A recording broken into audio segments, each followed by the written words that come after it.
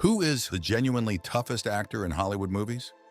At the age of 18, Sessue Hayakawa was the young son of a noble Japanese family. His ancestors were samurai. Like many youths his age, Hayakawa dreamed of one day having a glorious army career, fighting for the Imperial Navy and kicking some foreign butt in the name of the Emperor. However, a day before he would enroll, he was dared by his friends to dive to the bottom of a deep lagoon. An excellent swimmer, he managed, but when he came up, he had a terrible headache. A doctor told him he had ruptured his eardrums. As a result, he failed his Navy physical. Having disappointed his samurai father, young Sessue went home to his parents and locked himself in his room. Alerted by the frantic barking of the loyal family dog, his father knocked on his son's door. Silence. Without a moment's doubt, he kicked in the locked and barricaded door. Inside, he found a gruesome sight. Sessue was stabbing himself, attempting to commit seppuku, ritual suicide. By the time his father managed to wrestle the dagger from his hands, he had stabbed himself a staggering 30 times. Carrying him in his arms as fast as he could, he rushed the young man to the nearest hospital where, miraculously, his son survived. It took some time for him to recover from his gruesome injuries. When finally he did, he was sent by his family to America under the guise of studies. In reality, it was to distract him and give him a sense of purpose again. Now that he could no longer find the glory he was after in the Navy, maybe he could find glory elsewhere. Once he made his way to America, Hayakawa soon became mesmerized by moving pictures. He knew he could never live the heroic life he wished to live anymore. But a new dream was born, to portray such heroics for an enormous foreign audience and be the man again, always in need of genuine exotic faces. He soon got his chance and immediately became an overnight sensation. The public found him broodingly handsome and devilishly attractive. He emitted a sense of danger that the female audience in particular could not get enough of.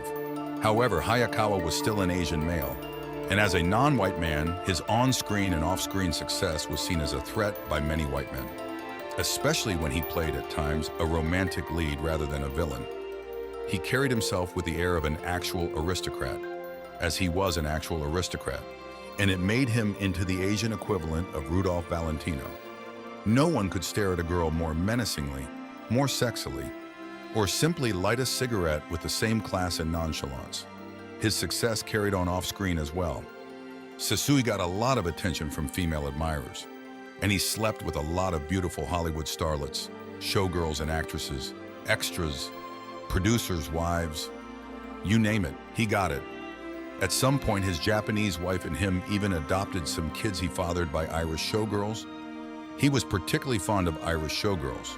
He made no secret of the fact that 2 of his 3 children he fathered by white women, causing quite a scandal in his day and age of rampant racism and xenophobia. Refusing to be a model minority, the young samurai soon became a regular Hollywood bad boy. A very hard-working one at that, but a bad boy nonetheless.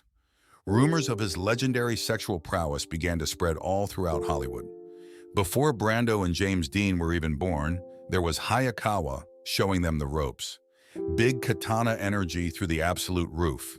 Insecure Westerners came up with a variety of demeaning stereotypes about Asian men, stereotypes that had not existed until that day.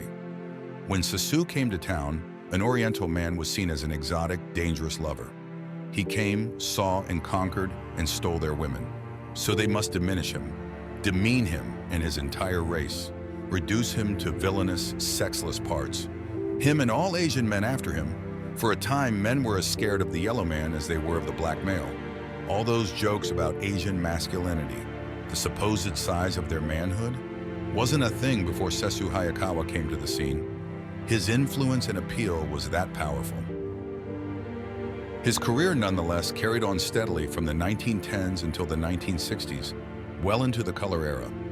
One of his last and most memorable roles was that of the brutal and strict camp commander in Bridge Over the River Kwai in 1957. In his heyday between the 1910s and 1920s, Sessue Hayakawa made, on average, $2 million a year.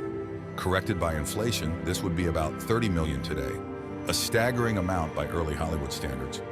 Hayakawa was, by far, the highest earning star in his day and age, out-earning for a while even the likes of Charlie Chaplin.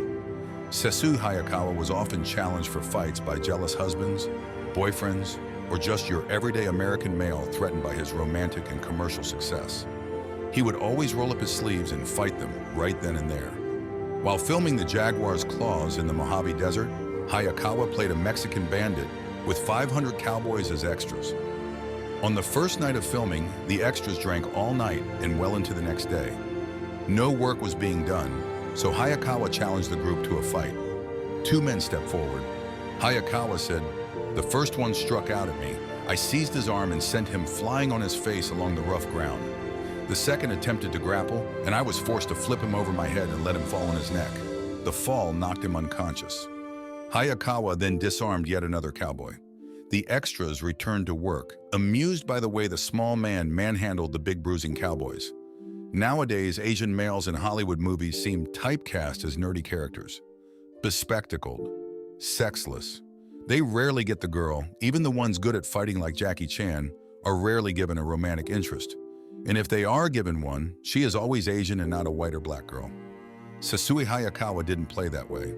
He proved that as an Asian man, you could be tough, unapologetically macho, and you could get the girl, beat the bully, and make something of yourself without ever falling into just another stereotype. Sessue Hayakawa paved the way for all the Asian actors to come. Without him, I doubt there would have been a Bruce Lee, or even Jackie Chan.